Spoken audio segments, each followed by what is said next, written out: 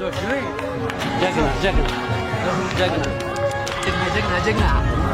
بس الحبة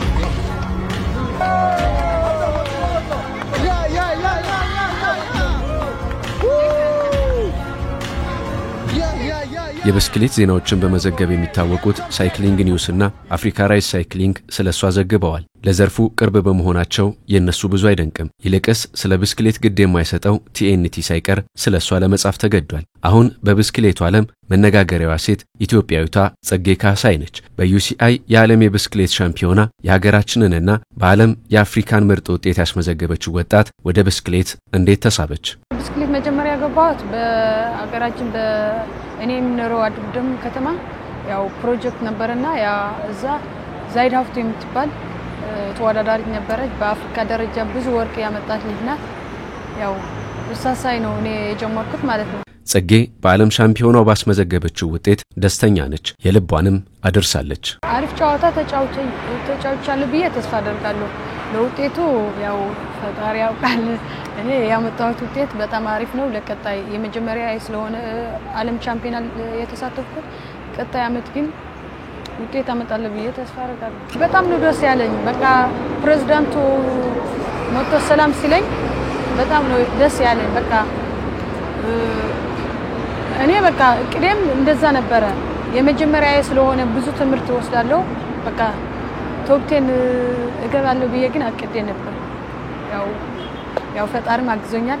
በሩዋንዳ ያስመዘገበችው ውጤት ለብዙዎቻችን እንግዳ ቢሆንም ከዚህ የተሻለ ማስመዝገብ ትችል እንደነበር ግን አሰልጣኟ ያምናል። ያው ጽጌ ሁላችን እንዳየናት ጥሩ ነገር ሰርታለች። ለራሷ፣ ለሀገሯ፣ ለቤተሰቧ፣ ለሁሉ።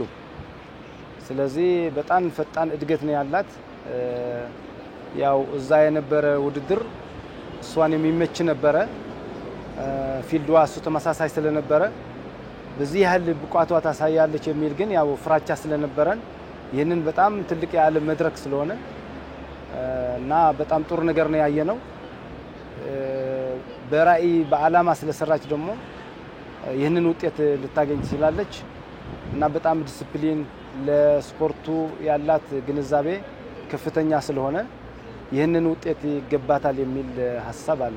የ18 ዓመቷ ብስክሌተኛ በአፍሪካ ሻምፒዮና ወርቅ ብታመጣም በሩዋንዳ የዓለምን ትኩረት ብትስብም ሁሉም ነገር ገና ጅምር መሆኑን ታምናለች። ከትልልቅ ክለቦች የሚመጡ የዝውውር ጥያቄዎችን በመጠቀምም በቅርብ እዚህ መድረስን ታልማለች። ትልቅ ቡድን እንደምገባ ተስፋ አደርጋለሁ። ያው ቱር ደ ፍራንስ እንድሳተፍ ነው የኔ ዓላማ። ከ2 ዓመት በኋላ ቱር ደ ፍራንስ እንድሳተፍ ነው የኔ ዓላማ። የጽጌ ደረጃቸው ከፍ ወዳሉ የሌሎች ሀገራት ክለቦች መዛወርስ ለሀገራችን ብስክሌት ምን ይወልዳል? የሀገር ውድድር ሲኖር ስለምትመጣ ለሀገሪቱ በጣም ከፍተኛ ጠቀሜታ አለው። የሷ ወደ ክለቦች መዘዋወር ከሀገራችን ወጣ ሌላ ክለብ በመፈረሟ ማለት ነውና ለሌሎችም አርአያ እንደመሆን መጠን ያው ተተኪ ስፖርተኞች ከሷ ያዩ ጥሩ ነገር ተነሳስተው ለመስራት ይጓጓሉና በር ከፋሽ ስለሆነ ይህንን እድል እሷም ተጠቅማ ለሀገር ተርፋለች የሚል ሐሳብ አለ። ብስክሌት የነፍስ ጥሬ ነው የምትለው ጽጌ ብስክሌተኛ መሆንን እንዲህ ትገልጸዋለች። ብስክሌተኛ መሆን በጣም ከባድ ነው። በቃ ፍቅር አለ፣ ብዙ ጉዳትም አለው። አደጋ ያጋጥማል፣ ድካም አለው። በቃ ብዙ ችግሮች አሉ።